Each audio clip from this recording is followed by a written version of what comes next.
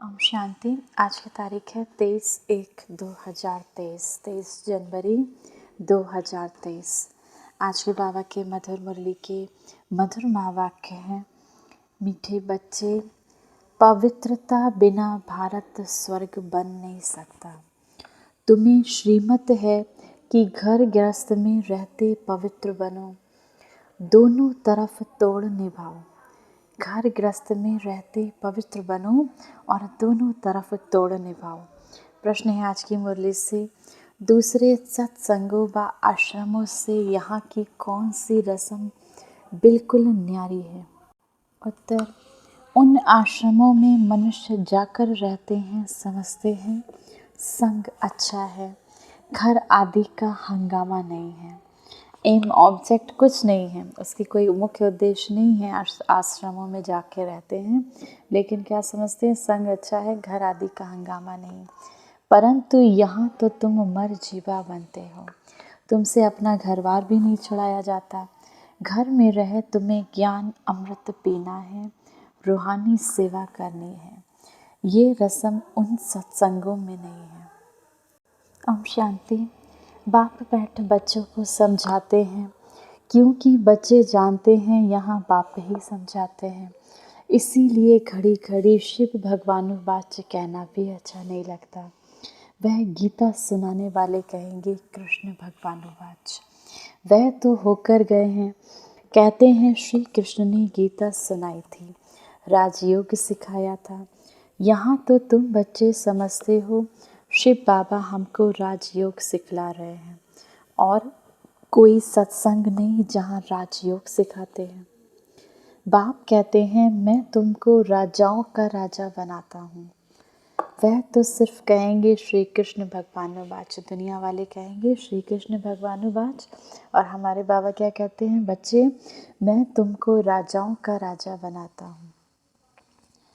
अब कब कहा था? वह तो कहेंगे कृष्ण भगवानुवाच कब कहा था? तो कहते हैं 5000 साल पहले, या कोई कहते हैं क्राइस्ट से 3000 साल पहले। 2000 साल वर्ष क्यों नहीं कहते? क्योंकि 1000 वर्ष जो बीच में है उसमें इस्लामी बौद्ध आए, तो क्राइस्ट से 3000 साल पहले सतयुग सिद्ध हो जाता है।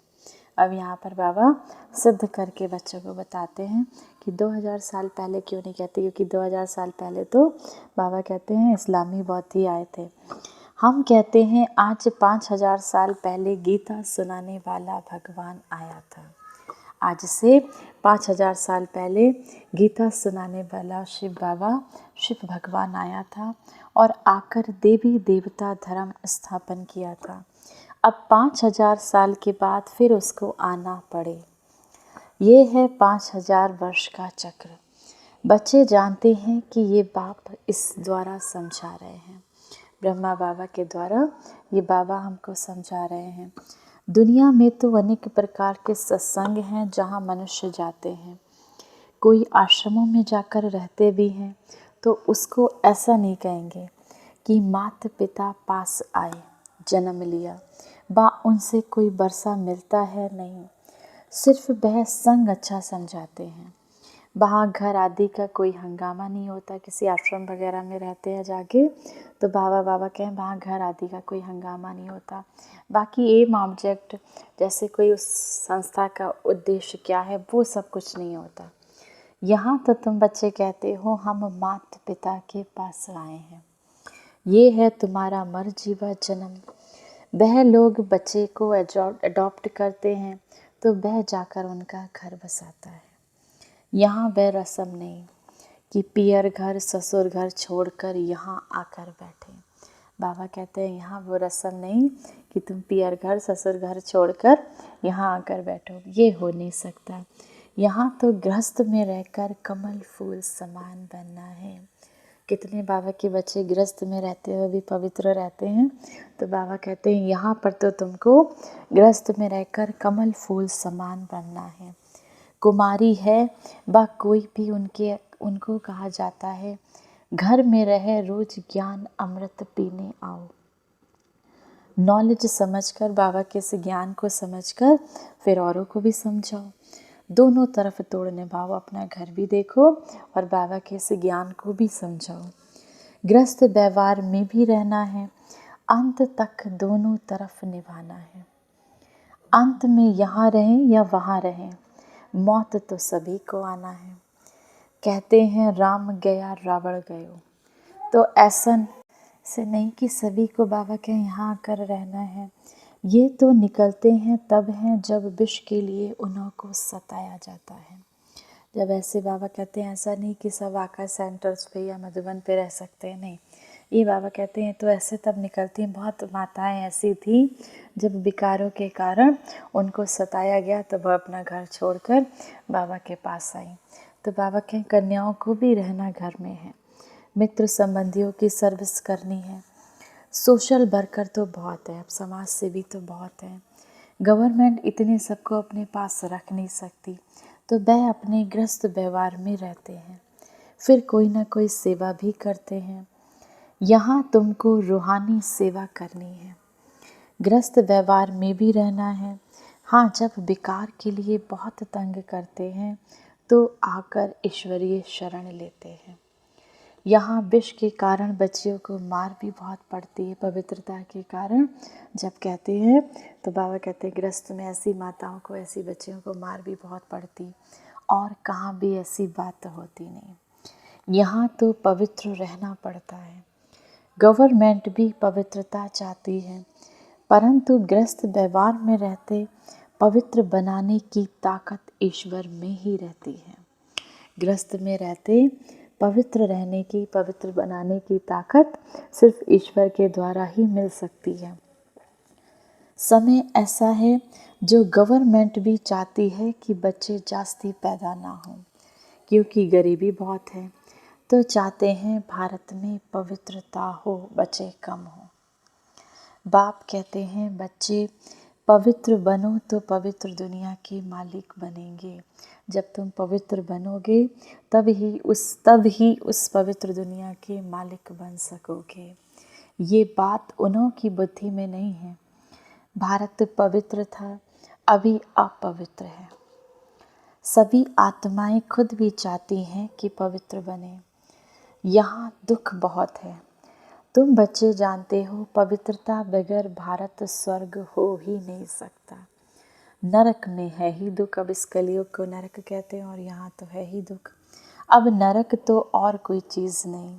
जैसे गरुड़ पुराण में दिखाते हैं कि वैतरणी नदी है जिसमें मनुष्य गोते खाते हैं, ऐसे तो कोई नदी है नहीं जहाँ सजाएं खाते हो। सजाएं तो गर्भ जेल में मिलती हैं। सतयुग में तो गर्भ जेल होता नहीं जहाँ सजाएं मिले। अब कलयुग में तो गर्भ जैसे जेल के समान है, 9 महीने उल्टे लटके रहते हैं गर्भ में। अब सतयुग में बाबा कहते हैं गर्भ महल होता है।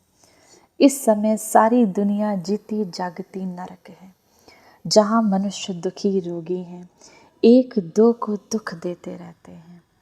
स्वर्ग में ये कुछ होता नहीं। अब बाप समझाते हैं मैं तुम्हारा बेहद का बाप हूँ, मैं रचयिता हूँ, तो जरूर स्वर्ग नई दुनिया रचूँगा ना। अब बाबा कहे जब मैं रचयिता हूँ, मैं परमात्मा हूँ, तो मैं तो ज़रूर स्वर्ग की दुनिया रचूँगा, मैं कोई दुख की दुनिया तो रचूँगा नहीं। स्वर्ग के लिए आदि सनातन देवी देवता धर्म रचूँगा। कहते हैं तुम मात पिता हम बालक तेरे, कल्प कल्प ये राजयोग सिखलाया था। ब्रह्मा द्वारा बैठ सभी वेद शास्त्रों के आदि मध्य अंत का राज्य समझाते हैं। शिव बाबा ब्रह्मा बाबा द्वारा बैठ हम सभी बच्चों को सभी वेद शास्त्रों आदि का आदि मध्य अंत का राज्य समझाते हैं। बिल्कुल बाबा कहते हैं बिल्कुल अनपढ़ को बैठ पढ़ाते हैं। तुम पहले कहते थे, पुकारते थे कि हे भगवान आओ, अब पतित तो वहाँ जा ना सके। अब उस पावन दुनिया में बाबा कहते हैं पतित तो जा ना सके, तो पावन बनाने के लिए जरूर परमात्मा को इस धरा पर आना पड़े। तुम बच्चों को याद दिलाते हैं कि कल्प पहले भी तुमको राजयोग सिखाया था। पूछा जाता है कि आगे कभी यहाँ नॉलेज ली है, तो कहते हैं हाँ 5000 साल पहले हमने ये ज्ञान लिया था। ये बातें हैं बिल्कुल नई। नया युग नया धर्म फिर से स्थापन होता है। अब नया युग नया सतयुग नया धर्म सत्य सनातन देवी देवता धर्म फिर से परमात्मा स्थापित करते हैं। सिवाय ईश्वर के ये दैवी धर्म कोई स्थापन कर नहीं सकता। ब्रह्मा विष्णु शंकर भी नहीं कर सकते, क्योंकि वह देवताएं स्वयं रचना है। स्वर्ग का रचयिता माता पिता चाहिए। तुमको सुख घनेरे भी यहाँ चाहिए। बाप कहते हैं रचता मैं भी हूँ, तुमको भी ब्रह्मा मुख द्वारा मैंने रचा है। मैं मनुष्य सृष्टि का बीज रूप हूँ। भल कोई कितना भी बड़ा साधु संत आदि हो, परंतु किसके भी मुख से ऐसा नहीं निकलेगा। यह है गीता के अक्षर। परंतु जिसने कहा वही कह सकता है। अब ये जिसने कहा कि मैं मनुष्य सृष्टि का बीज स्वरूप हूँ, बाबा कहते हैं कोई साधु संत आदि तो ऐसा कह नहीं सकते, दूसरा कोई कह ना सके। सिर्फ फ़र्क ये है कि गीता में निराकार के बदले श्री कृष्ण को कह दिया है, श्री कृष्ण का नाम डाल दिया है, और निराकार शिव बाबा की जगह भगवान भी श्री कृष्ण को कह दिया है। तो बाबा हम बच्चों को समझाते हैं कि मैं मनुष्य सृष्टि का बीज रूप परम धाम में रहने वाला निराकार परमात्मा हूँ। मैं इस मनुष्य सृष्टि का बीज रूप परम धाम का निवासी निराकार परमात्मा हूँ। तुम भी समझ सकते हो। साकार मनुष्य तो अपने को बीज रूप कह ना सके, ब्रह्मा विष्णु शंकर भी नहीं कह सकते। ये तो जानते हैं कि सबको रचने वाला शिव बाबा है। मैं दैवी धर्म की स्थापना कर रहा हूँ। अब ये तो जानते हैं कि सबको रचने वाला शिव बाबा है, तो बाबा कह मैं दैवी धर्म की स्थापना कर रहा हूँ। ऐसे कहने की भी कोई मैं ताकत नहीं। भल अपने को श्री कृष्ण कहलाएं, ब्रह्मा कहलाएं, शंकर कहलाएं, बहुत अपने को अवतार भी कहलाते हैं, परंतु है सब झूठ। परंतु बाबा कहें है सब झूठ। यहाँ आकर जब सुनेंगे तो समझेंगे बरोबर बाप तो एक है, अवतार भी एक है। वह कहते हैं मैं तुमको साथ ले जाऊंगा। शिव बाबा कहते हैं मैं तुमको साथ ले जाऊंगा। ऐसे कहने की भी कोई में ताकत नहीं।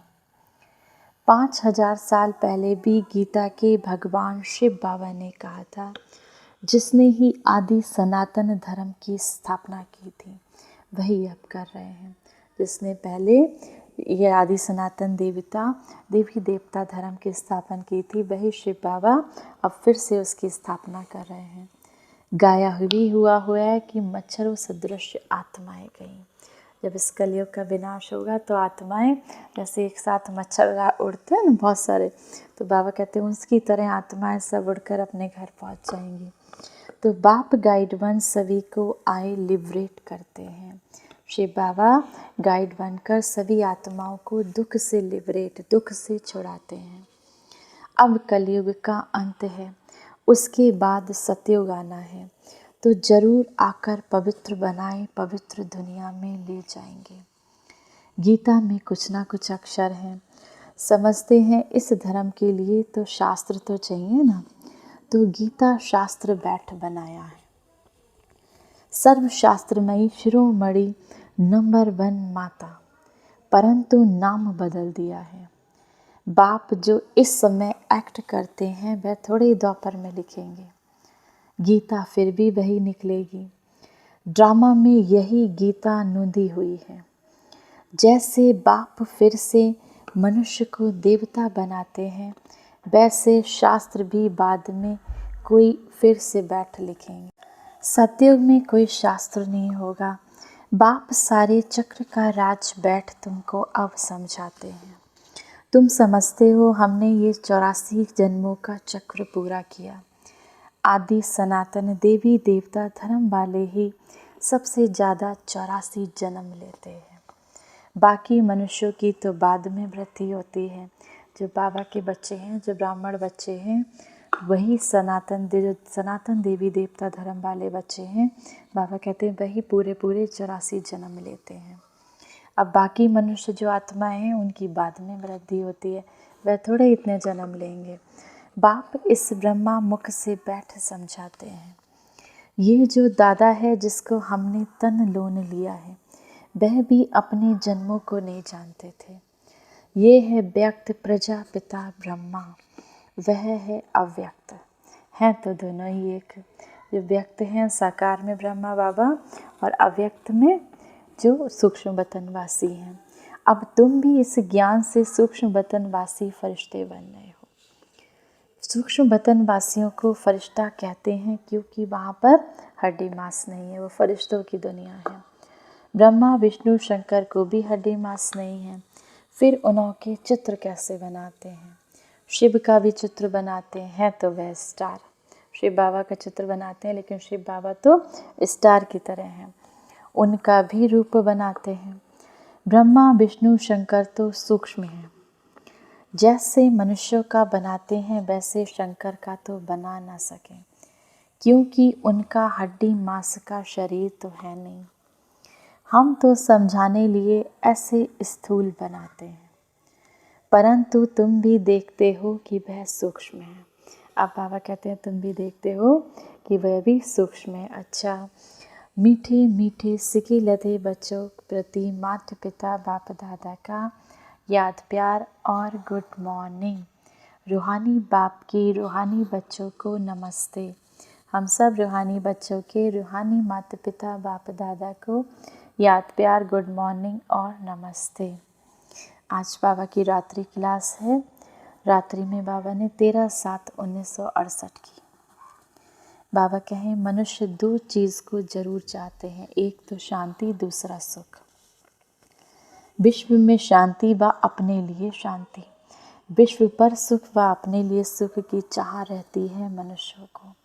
तो पूछना होता है कि अभी अशांति है तो ज़रूर कभी तो शांति हुई होगी, परंतु वह कब होती है और अशांति क्यों हुई ये किसी को पता नहीं, क्योंकि मनुष्य अभी घोर अंधियारे में है। तुम शांति और सुख के लिए सबको बहुत अच्छा रास्ता बताते हो, तो सुनकर उन्हें खुशी होती है, लेकिन जब सुनते हैं पावन भी बनना है तो ठंडे पड़ जाते हैं। अब खुशी तो उनको बहुत होती है कि शांति की दुनिया स्थापन आ रही है, लेकिन उसके लिए पवित्र बनना है, पावन बनना है, तो बाबा कहते हैं तो सुनकर ठंडे हो जाते हैं। ये विकार है सभी का दुश्मन और फिर सभी का प्यारा है। इसको छोड़ने में हृदय विदीर्ण होता है, नाम भी है ना विष।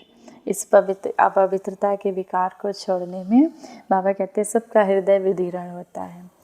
अब नाम है विष, लेकिन फिर भी नहीं छोड़ते। तुम कितना माथा मारते हो फिर भी हार खा लेते हैं। सारी पवित्रता की ही बात है, इसमें बहुत फेल होते हैं। कोई कन्या को देखो तो आकर्षित होती है, क्रोध व लोभ व मोह की आकर्षण नहीं होती। काम महाशत्रु है, इस पर जीत पाना ही महावीर का काम है। देही अभिमान के बाद पहले काम ही आता है, इस पर जीत पानी है। जो पवित्र हैं उनके आगे अपवित्र कामी मनुष्य नमन करते हैं, कहते हैं हम विकारी आप निर्विकारी। ऐसे नहीं कहते हम क्रोधी लोभी, सारी बात बेकार की है। शादी करते ही हैं विकार के लिए, ये फुरना रहता है माँ बाप को। बड़े हो तो पैसा भी देंगे, विकार में भी जाएंगे। विकार में ना जाएं तो बाबा कहें झगड़ा हो जाए। तुम बच्चों को समझाना होता है ये देवताएं संपूर्ण निर्विकारी थे। तुम्हारे पास एम ऑब्जेक्ट सामने है, तुम्हारा मुख्य उद्देश्य सामने है। नर से नारायण राजाओं का भी राजा बनना है। चित्र सामने है, इसको सत्संग नहीं कहा जाता, ये पाठशाला है। सच्चा सत्संग सच्चे बाप के साथ तब हो जब सम्मुख राजयोग सिखाएं। सत्य का रंग चाहिए, वही गीता का ज्ञान देते हैं, अर्थात राजयोग सिखलाते हैं। अब बाबा कोई गीता सुनाते नहीं, मनुष्य समझते हैं नाम है गीता पाठशाला तो जरूर जाकर गीता सुने।